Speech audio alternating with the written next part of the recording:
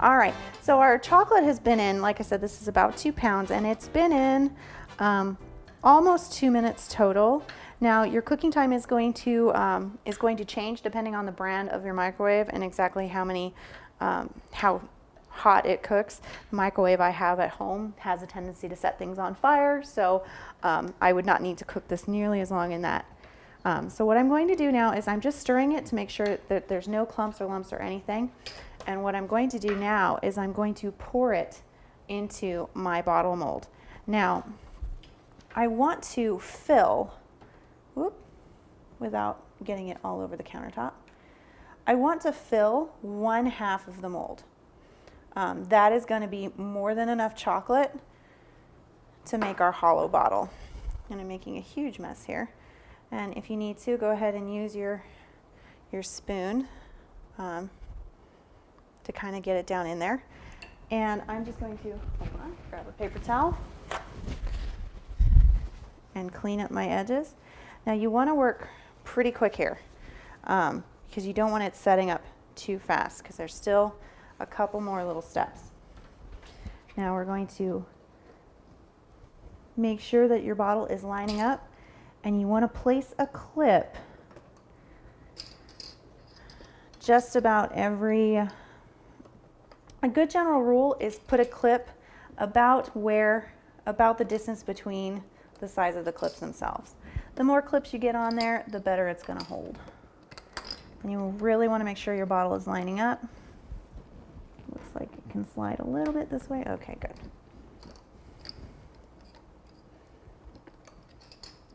Now, if for whatever reason it moves or it doesn't just line up perfectly, that's okay. We can go back with a paring knife later and really kind of fix that.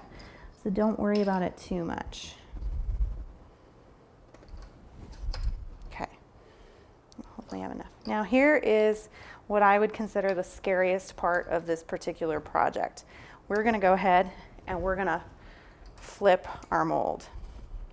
And all we're trying to do, just kind of flip and shake. And we're just trying to coat as much of the mold as possible. So kind of turn it and shake it, turn it and shake it. And we're gonna do this for about 1/2 minute. And then we're gonna go ahead and stick it in our refrigerator.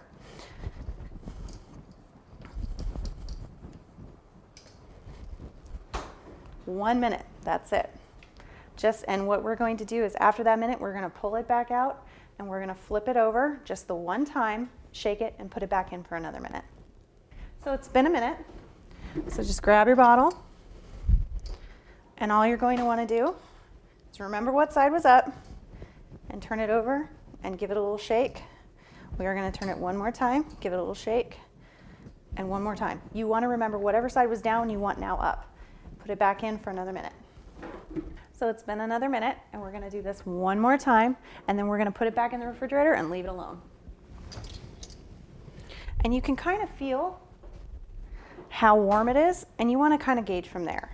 If it's still feeling a little bit too warm, you can of course do this a couple more times. But basically what we're trying to do is the outside will start cooling and hardening. And we want to make sure that it is as evenly dispersed as we possibly can get it, just for the strength of the bottle.